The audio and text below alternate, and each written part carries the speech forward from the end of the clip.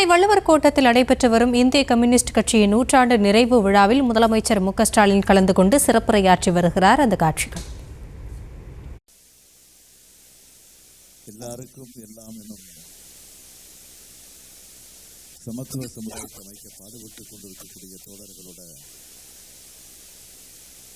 இந்திய கம்யூனிஸ்ட் கட்சியுடைய 100 நிறைவு விழாவிலே பங்கேற்று உரையாற்றுவதை எனக்கு கிடைச்ச பெருமையாக எண்ணி நான் மகிழ்ச்சி அடைகிறேன். கம்யூனிசம் என்பது ஒரு உணர்வு. மனிதர்கள் எல்லோருக்குள்ளும் உருவாக வேண்டிய உணர்வு. அந்த உணர்வுக்கு அரசியல் வடிவம் கொடுத்து செங்கோடியை ஏந்தி உழைச்சிட்டு இருக்கக்கூடிய உங்கள் உழைப்புக்கு ஈடு இணை இல்லை. இந்த இயக்கத்திற்காக இப்படி உங்களில் ஒருவன நானும் என்னில் பாதியா நீங்களும் இருப்பதால் தான் ஸ்டாலின் என்று நினைக்கும் போதெல்லாம் என்னுள் சிவப்பு வந்து குடிகொள்கிறது. நமக்குள் இருக்கக்கூடிய நட்பு என்பது தேர்தல் அரசியலை கடந்த நட்பு. சாதியவாதம், வகுப்புவாதம், பெரும்பான்மைவாதம், எதாச்சுவாதம்னு மக்களை ஒடுக்கக்கூடிய அத்தனைக்கும் எதிராக ஜனநாயக சக்திகள் ஒற்றுமையுடன் ஓரணியில் என்று பணியாற்றணும்னு என்ற நோக்கத்தில் உருவான தோழமை நம்முடைய தோழமை.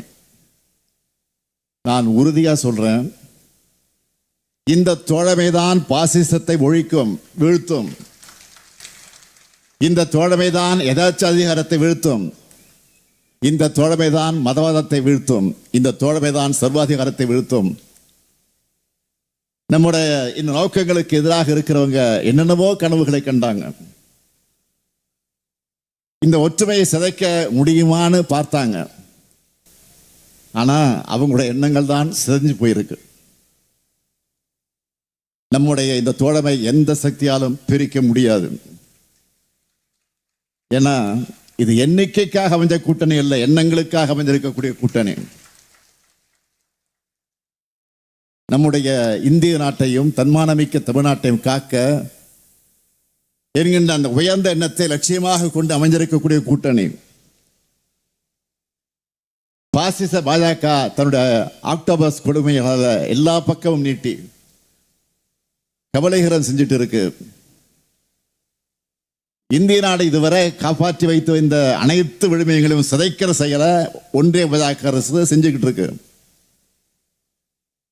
இந்திய அரசியலமைப்பு சட்டத்தோட கோட்பாடுகளை தங்களுக்கு ஏற்ற மாதிரி சிதைக்கிற வேலையில ஈடுபட்டு வராங்க. வேற்றுமையில ஒற்றுமை என்பதை அழிச்சு ஒற்றுமைத்தன்மை கொண்ட நாடா மாத்த நினைக்கிறாங்க. பாஜக எவ்வளவு ஆபத்தானது, எவ்வளவு குறுகிய சிந்தனை கொண்டது, எந்த அளவுக்கு பன்முகத்தன்மைக்கு எதிரானது என்றால், அவர்களை பொறுத்த வரைக்கும் ஒரே நாடு என்றால் அதுல ஒரு மதம், ஒரு மொழி, ஒரு பண்பாடு, ஒரே ஒரு தலைமைதான் இருக்கணும். மாநிலங்களுடைய வளத்தை சூறையாடி ஒன்றியத்தில் குவிக்கிறாங்க. மாநில அரசுகளுக்கு எந்த அதிகாரம் இருக்கக்கூடாதுன்னு நினைக்கிறாங்க. மதச்சார்பின்மை, சோசியலிசம், சமநீதி, சமூக நீதி, பொது உடைமை, பொது உரிமை உள்ளிட்ட அந்த சொற்களை கேட்டாலே பாஜக கசக்குது. இந்த சொற்களை எல்லாம் ஆட்சியில் இருந்து மட்டுமல்ல அதிகாரத்திலிருந்து அழிக்கணும்னு துடிக்கிறாங்க. பறந்து விரிந்த நம்மோட இந்தியா இப்போ மிகப்பெரிய நெருக்கடிக்கும் ஆபத்துக்கும் ஆளாகி இருக்கிறது. கடந்த நாடாளுமன்ற தேர்தலில் பாஜக நினைச்ச மாதிரி 400 இடங்கள் 370 இடங்கள் என்று வெற்றி பெற்றிருந்தா இப்போ இருக்கிறத விட இன்னும் மோசமாகி இருக்கும். இந்தியாவில் இருக்க ஜனநாயக சக்திகளை எல்லாம் இன்றைக்கு இணைச்சு இந்தியா கூட்டணியை உருவாக்கி பாஜக வேகத்தை குறைச்சிருக்கிறோம். ஆனாலும் பெரும்பான்மை இல்லாத நேரத்திலேயே பாஜக தன்னுடைய கொடூரமான நகங்களை எல்லாம் பயன்படுத்தி ஜனநாயகத்திற்கு காயங்களை ஏற்படுத்திக்கிட்டு இருக்கு. இந்த சூழல்ல எல்லோரும் குறிப்பிட்ட அடிப்படையில் நாம எச்சரிக்கையாகவும் கவனமாகவும் இருக்கணும். ஏன்னா வரப்போற சட்டமன்ற தேர்தல் என்பது தமிழ்நாட்டுக்கும் என்டிஏ கூட்டணிக்கும் நடக்கிற தேர்தல். இதை மக்கள் நல்லா புரிஞ்சுக்கணும். தமிழுக்கும் தமிழினத்துக்கும் தமிழ்நாட்டுக்கும் அடுக்கடுக்காக துரோகங்களை செஞ்சுட்டு துரோகங்களுக்கு ஏத்த குடிமைகளை கொத்தடிமைகளை எல்லாம் ஒன்று சேர்த்து அவங்க முதுகலை ஏறி வருது பாஜக. இடி, ஐடி, சிபிஐ வழக்குகளை காட்டி மிரட்டி அமைக்கப்பட்டிருக்கக்கூடிய அந்த தேர்தல் கூட்டணியோட தேர்தல் பரப்புரைக்கு வந்த மாண்புமிகு மோடி அவர்கள் அதிமுக என்கிற பெயரையே சொல்லல. ஏன் அவர் அதிமுகவோட பேரை சொல்லல தெரியுமா? ஏன்னா அதிமுக என்பது தனி கட்சி கிடையாது, பாஜகவுடைய கிளை அமைப்பு. அந்த கிளை அமைப்பை சேர்ந்த பழனிசாமி அவர்கள் மோடி கொடுக்காத வாக்குறுதிகள் எல்லாம் கொடுத்துட்டு இருக்கார். இப்போ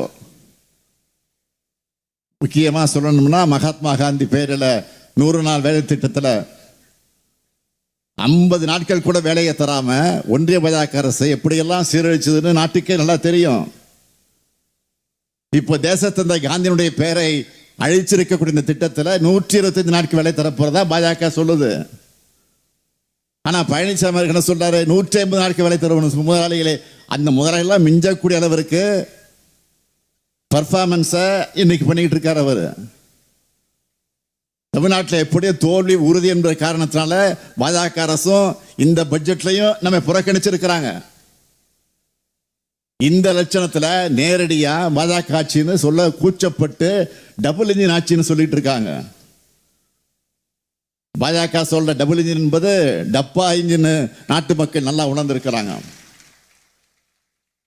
எடுத்துக்காட்டுக்கு சொல்றேன், போதை மருந்து கிடத்தலாம் பாஜக ஆளக்கூடிய குஜராத்தை பாருங்க. குற்ற சம்பவங்களா பாஜக ஆளக்கூடிய உத்தரப்பிரதேசத்தை பாருங்க. மாநிலமே பற்றி எரிகிறதா பார்க்கணுமா? பாஜக ஆட்சி செஞ்ச மணிப்பூரை பாருங்க. இன்னும் சொல்றேன், பட்டியலின மக்களுக்கு எதிரான வன்கொடுமைகள் அதிகமாக நடக்கிற மாநிலங்களா ஒன்றிய அரசோட புள்ளி விவரங்களே சொல்லுத. எந்த மாநிலம் என்று? உத்தரப்பிரதேசம், ராஜஸ்தான், மத்திய பிரதேசம். இந்த 3 மாநிலங்களையும் பாஜக ஆண்டு கொண்டிருக்கிறது, ஆட்சி நடத்தி கொண்டிருக்கிறது. சரி, முதல் 3 மாநிலங்கள் மட்டும்தானா? அடுத்த 3 இடங்கள் இருக்கிறது யாரு? பீகார், ஒடிசா, மகாராஷ்டிரா. இந்த 3 மாநிலங்களையும் பாஜக தான் ஆட்சியில் இருக்கு. இதுதான் டப்பா என்ஜினுடைய லட்சணம். நாட்டுக்கு முன்னோடியான திட்டங்களை தமிழ்நாட்டை பொறுத்த வரைக்கும் நாம் இன்றைக்கு செயல்படுத்திக்கிட்டு இருக்கிறோம்.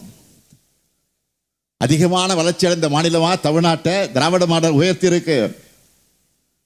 இங்க பாஜக டப்பா என்ஜினுக்கு வேலையே கிடையாது. இதே உணவைத்தான் மக்களுடைய முகங்களில் மகிழ்ச்சியா நான் பார்க்கிறேன்.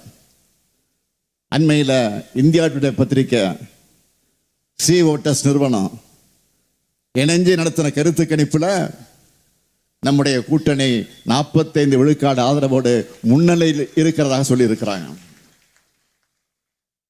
நான் உறுதியா சொல்றேன், நமக்கான ஆதரவு நிச்சயம் இன்னும் கூடுதலாகத்தான் இருக்கும்.